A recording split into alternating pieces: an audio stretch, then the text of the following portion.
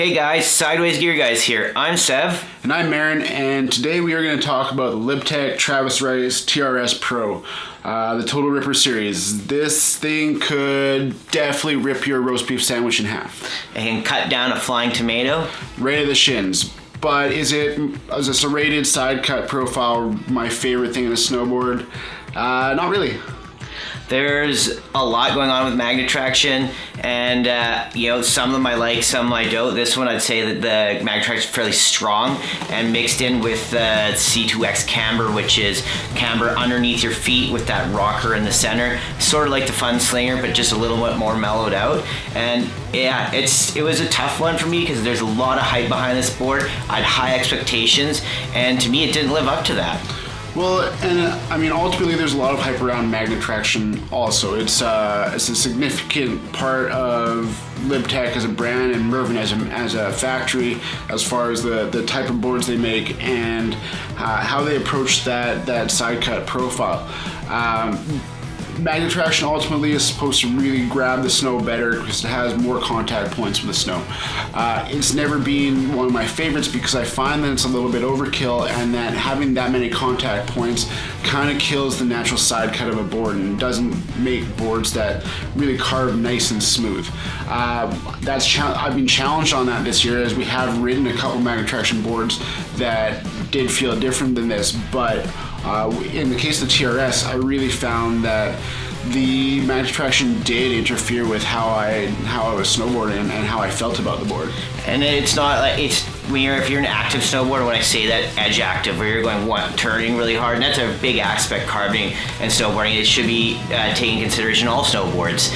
And this one, it skid steered a little bit more, and an average rider, a mediocre to like lower end rider, and skill level ability will skid steer a little bit more than always carving, like kind of intermediate to advanced guys do. And this board didn't really lead for that. It kind of skidded around instead of carved around. You can feel it bumping through your carve. Yeah. You can feel those contact points to your carve.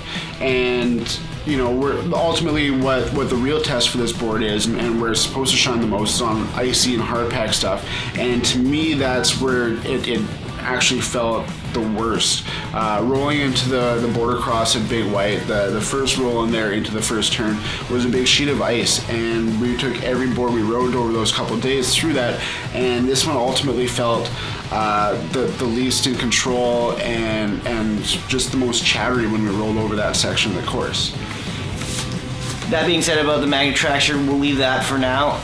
The construction and the power of this board, it's a really meaty board. It's substantial, and it has a good Ollie power, and sometimes with this shape of board and the camber profile, it kind of lacks that, but it does have a really good spring back, and it's easy to ride. I'd say that's kind of one of its attributes. You can ride, switch, regular, everything. It's for that guy who maybe is more of a casual rider who wants a graphic that looks really cool, because I think that's another huge highlight of this board. It's not my cup of tea, and it's definitely a well-made board and a good all-around do everything kind of board. Like, it'll take you anywhere on the resort that you want to take it, and if you like that Magnetraction feel, if you like that side cut, then this is going to be a good choice for you.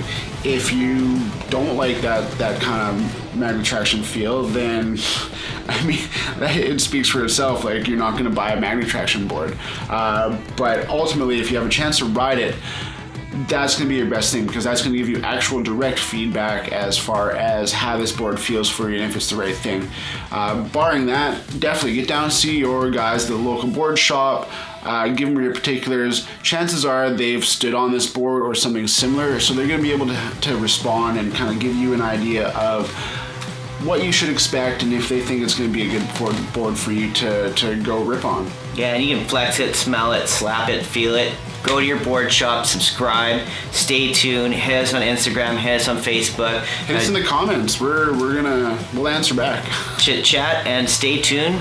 Next time is the Yes Greats. Yeah, we're here. We're gonna be talking about snowboards, and we're gonna keep on doing that.